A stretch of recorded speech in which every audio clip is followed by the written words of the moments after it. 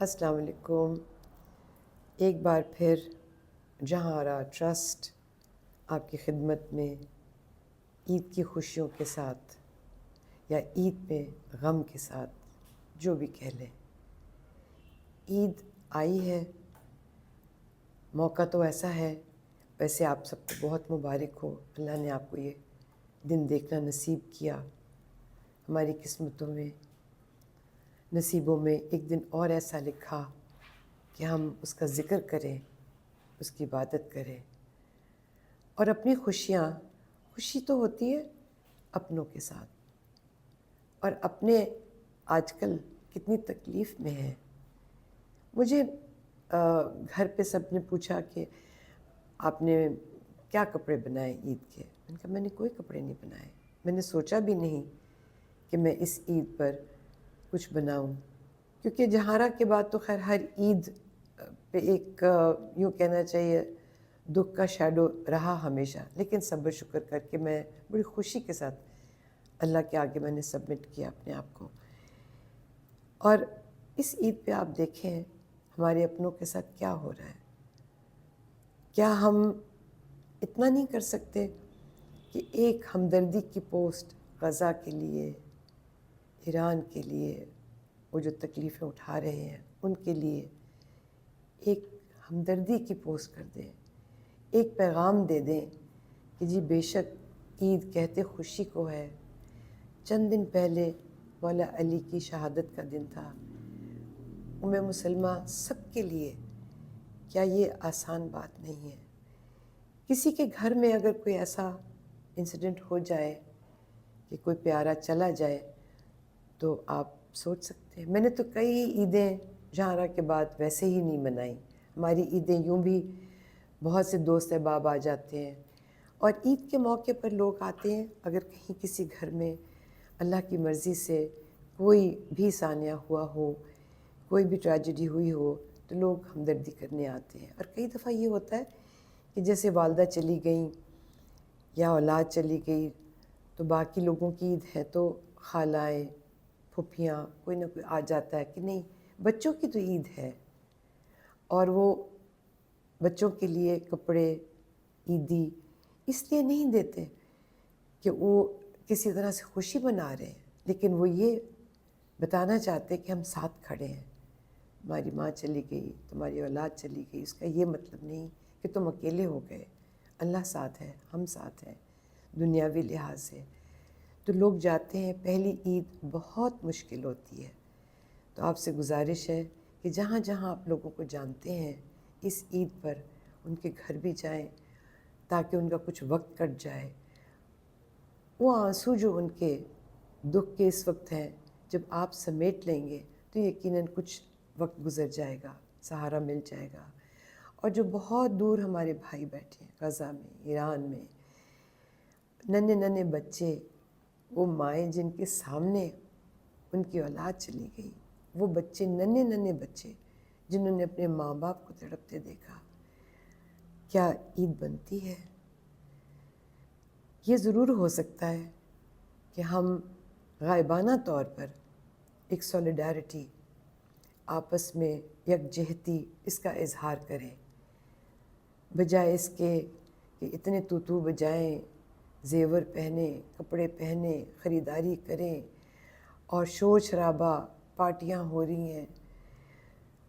عید کی ایک شب پہلے چاند رات مہندیاں لگ رہی ہیں، صرف یہ سوچ کر کہ جہاں کے جانے کے بعد کئی عیدیں میں نے کپڑے نہیں بنائے، اور اب بھی اسی خیال سے کہ جن کو اتنی تکلیف ہوئی، جن کے چلے گئے ہمارے اپنے ملک میں، لیکن اس سے کتنا بڑا سانیہ ہوا ہے، جو آزمائش ہم مسلمانوں پر پڑی ہے، امت مسلمہ میں پڑی ہے، یہ آزمائش ہے، فتنہ ہے۔ فتنہ ضروری نہیں کہ شر ہی ہو، اس میں فتنے کا مطلب آزمائش کا ہے۔